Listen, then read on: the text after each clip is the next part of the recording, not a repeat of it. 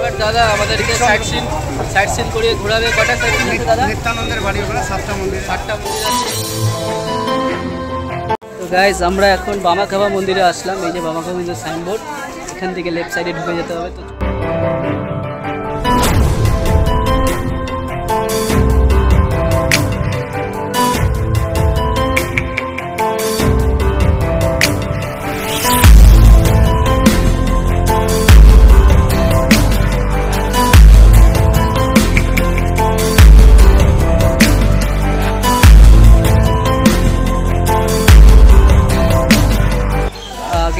তো এখানে ছিল, এখন জলের জন্য মন্দিরটি নদীর নিচে চলে গিয়েছে, ডুবে গেছে বলতে গেলে।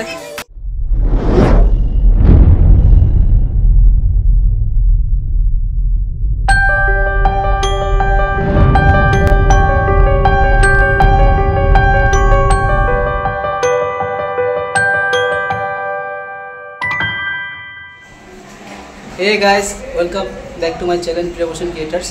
তো আপনারা দেখতেই পেলেন সকালবেলা আমরা তারাপীঠ মন্দির থেকে ঘুরে আসলাম।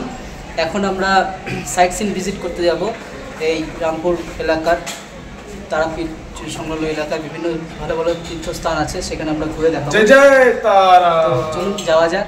প্রথমে আমরা এই নিরামিষ হোটেলে খাওয়া দাওয়া সেরে নিয়ে তারপর আমাদের সাইট সিন ভিজিট করা শুরু করব। এই হোটেলে সকাল 8টা থেকে রাত 11টা পর্যন্ত নিরামিষ খাবার মাত্র 60 টাকা খরচে 6-7 রকমের পদ দিয়ে পেট ভরা খাবার পাওয়া যায়। তো গাইজ এখন আমরা টোটোতে উঠেছি। এই টোটো ড্রাইভার দাদা আমাদেরকে সাইট সিন করিয়ে ঘোরাবে। কটা সাইট সিন আছে দাদা? নিত্যানন্দের বাড়ি ওখানে 7টা মন্দির আছে। কতক্ষণ সময় লাগবে? ওটা যাওয়া আসা মন্দির দেখা নিয়ে প্রায় 2 ঘন্টা, 2 থেকে 2.5 ঘন্টার মধ্যে আমরা কমপ্লিট করে নিব। দাদা আমাদের অনেক হেল্প করবে। এদিকে আছে বামাখাবা। চলো ঘুরে দেখা যাক কীরকমভাবে ঘোরায় এই দাদা আমাদের।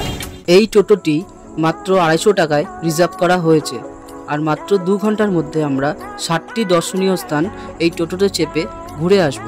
আরেকটি কথা না বললেই নয়, এই বীরভূম জেলাটি রাজা বীরমলের নাম অনুসারে এই জেলার নামকরণ করা হয়েছে। চলুন এবার একের পর এক মন্দিরগুলি দর্শন করে নেওয়া যাক। গাইজ আমরা এখন যেখানে আছি এটা নিতাই বাড়ি মন্দির, নিত্যানন্দের জন্মস্থান। এই মন্দিরটিতে আছে সব কিছু। তো ভেতরে গিয়ে আমরা দেখাতে পারবো না, কিন্তু ভেতরে ক্যামেরা অ্যালাউড নেই, তার জন্য আমরা বাইরের থেকেই দেখাচ্ছি যতটা সম্ভব। আর ভেতরে যদি কোনোভাবে যদি দেখানো যায় তাহলে সম্ভব করে দেখাবো সেটা। তো দেখতে থাকুন বাকি ভিডিওটি।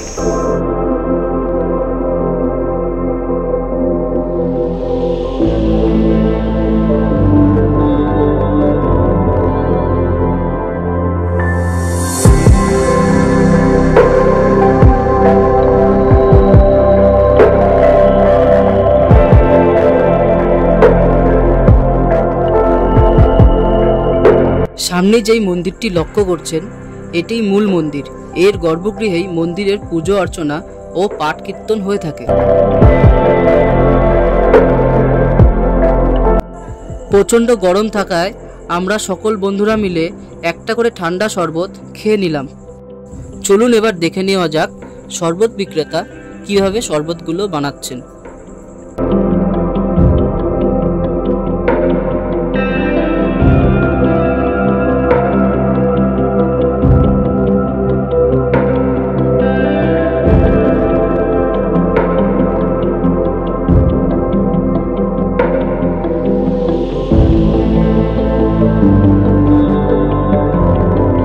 আর এই শরবত খেতে অত্যন্ত সুস্বাদু। তো গাইস এই নিত্য মন্দিরের যদি রিভিউ দিতে চাই বলবো এখানে আমাদের মতন ছেলে মেয়েরা না আসাই ভালো। এখানে যারা আর কি মোবাইলে দুটো ফটো দুটো স্মৃতি ধরে রাখতে চাও তাদের ক্ষেত্রে এখানে এই মন্দিরে না আসাই ভালো, কিন্তু এখানে কোনো রকম মোবাইল ক্যামেরা অ্যালাউ নেই। এখানে বয়স্ক গুরুজন যারা আছে তাদের জন্য খুবই ভালো জায়গা, তারা আসতে পারে। তো এটুকুই বলার ছিল। আগামী আরও 6টা মন্দির দেখা বাকি আছে, চলুন সেখানে যাওয়া যাক এবার।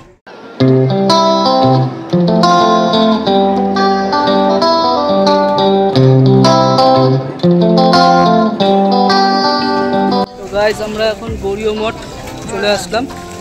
দেখুন গৌরীয় মঠের গেট সামনে এখন আমরা ভেতরে গিয়ে পাখির বাড়িটা দেখাচ্ছি আপনাদের। চলুন ভেতরে যাওয়া যায়।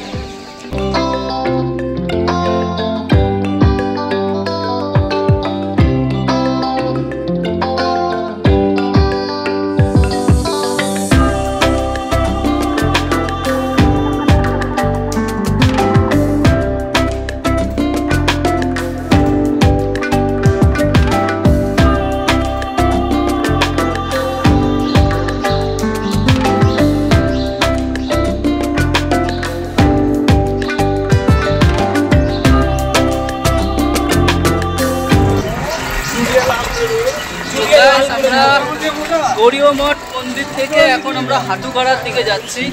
তো ওখানে এখন কি কি আছে সেখানে আপনাদের দেখাবো ভিডিওর মাধ্যমে। তো চলুন দেখতে থাকুন।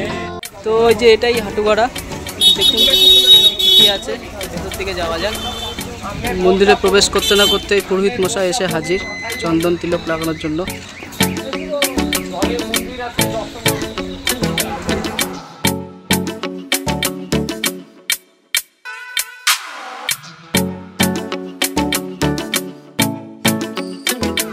এই জানকুণ্ডু হাটুগাড়া আশ্রমটি বাঁকারায়ের অন্তর্ধান স্থল।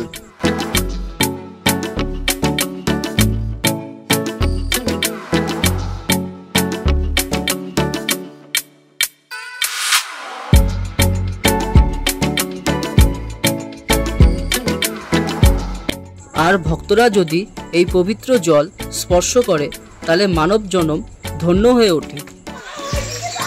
তো গাইস, এই জায়গার বিশেষ বৈশিষ্ট্য হলো এখানে একটি মন্দিরের চূড়ো দেখা যাচ্ছে ইয়েলো কালারের জলের মাঝখানে। ওখানে মন্দিরের শীষ উঠে আছে।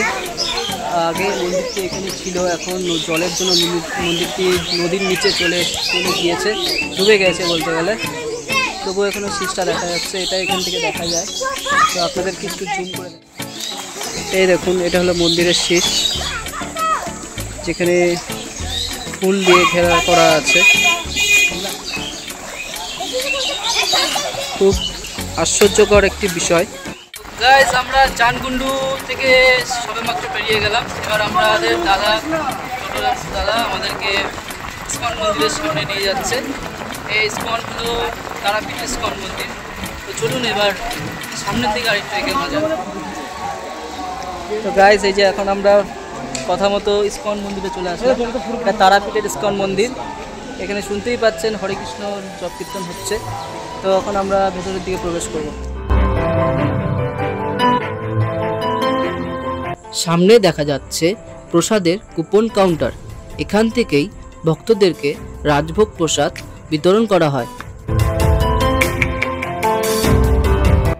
আর ঠিক সামনেই তারাপীঠের ইসকন মন্দিরটি দেখতে পাওয়া যাচ্ছে। চলুন এবার মন্দিরের প্রবেশ পথ দিয়ে মন্দিরের ভেতরে সকলে মিলে প্রবেশ করা যাক।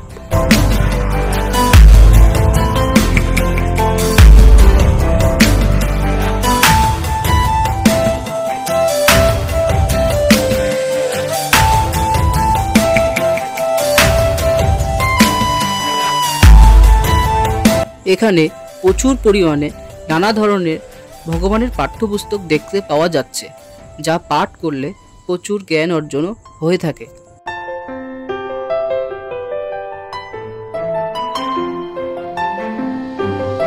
তার ঠিক পাশাপাশি খাজা খুরমার স্টল লক্ষ্য করা যাচ্ছে। চলুন এবার মন্দিরের বাকি অংশগুলো ভালো করে ঘুরে নিয়ে দেখা যাক।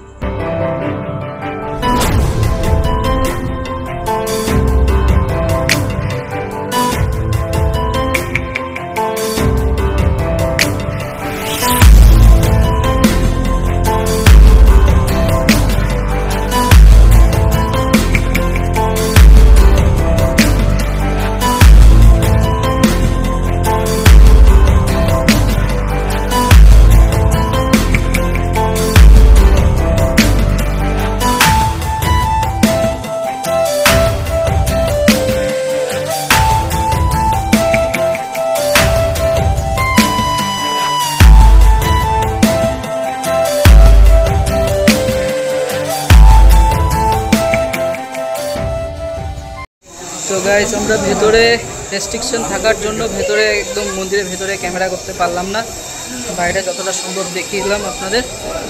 এখন আমরা কোথায় যাই আপনাদেরকে যাওয়ার সময় জানাচ্ছি। এখন আমরা ইসকন মন্দির থেকে বেরিয়ে যাচ্ছি। আশা করি এই ইসকন মন্দিরটি আপনাদের খুবই সুন্দর লাগবে, তারাপীঠ ইসকন মন্দির। তো চলুন নেক্সট ডেস্টিনেশনের দিকে এগোনো যাক। গাইজ এখন আমরা জগন্নাথ বাগে বিহারী সিংহদুয়ার এখানে আসলাম। তো চলুন ভেতরে যাওয়া যাক। এই সিংহদুয়ারে পৌঁছাতে এখানে বেশ কিছু লোকের জমায়েত লক্ষ্য করা যাচ্ছে। চলুন ভেতরে কি কি আছে একবার সেগুলি দেখে নেওয়া যাক।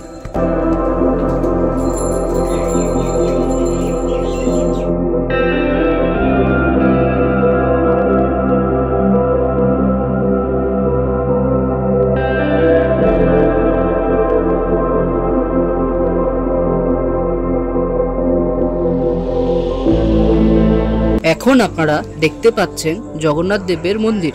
অবশ্য এই মুহূর্তে মন্দিরের দ্বার বন্ধ আছে।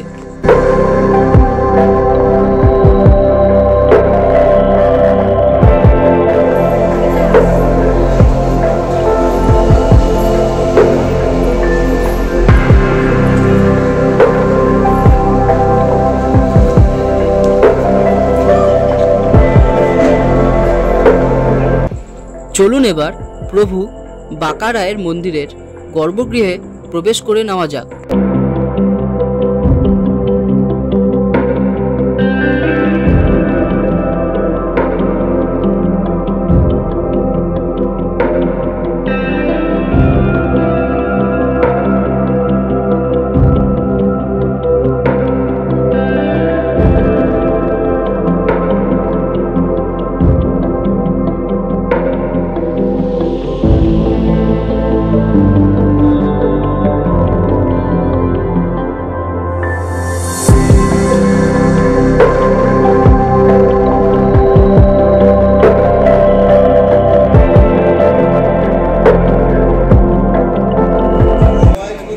তো গাইস আমরা এখন বাগী বিহারী মন্দির থেকে বেরিয়ে যাচ্ছি।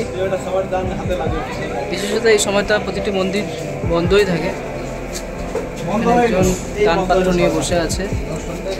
এই পাশে মন্দিরে বিভিন্ন স্টলগুলি আছে। পুরোহিত দান নিচ্ছে আমাদের তরফ থেকে। আমাদের সঞ্জিত ভাই এবং রাইতদা সেই দান দিল। আর আমরা এখন পরবর্তী মন্দিরের দিকে অগ্রসর হচ্ছি। আজ আমরা এখন বাগে বিহারী মন্দির থেকে বেরিয়ে বাম মন্দিরের দিকে এগিয়ে যাচ্ছি আমাদের টোটো করে। এখন আর আমি সামনে বসার সুযোগ পাইনি। সামনে আমার এক বন্ধু মারপিট করে জায়গা নিয়ে নিয়েছে। এখন আমার বন্ধু সঞ্জিতের সাহারা, যদি ধাক্কা দিয়ে ফেলে দেয় তো আমি এরকম করে পড়ে যাবো। যাই হোক, চলো বামদেব মন্দিরে যাওয়া যাক। তো গাইজ আমরা এখন বামাখাভা মন্দিরে আসলাম। এই যে বামাখাভা মন্দিরের সাইনবোর্ড, এখান থেকে লেফট সাইডে ঢুকে যেতে হবে। তো চলো যাওয়া যাক। চলুন আগে বামাখাভা দেবের জন্মস্থানে যাওয়ার আগে মায়ের দর্শন একবার করেই নেওয়া যাক।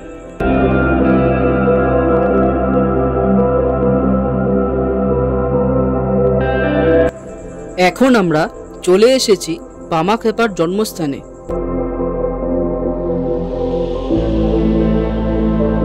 এই সাধক বামাখেপা তারা মায়ের ছেলে নামে লোকের মুখে পরিচিত আছে। এই গ্রামেই সাধক বামাখেপা 1838 সালে জন্মগ্রহণ করেছিলেন। আর এই গ্রামের নাম হলো আটলা গ্রাম।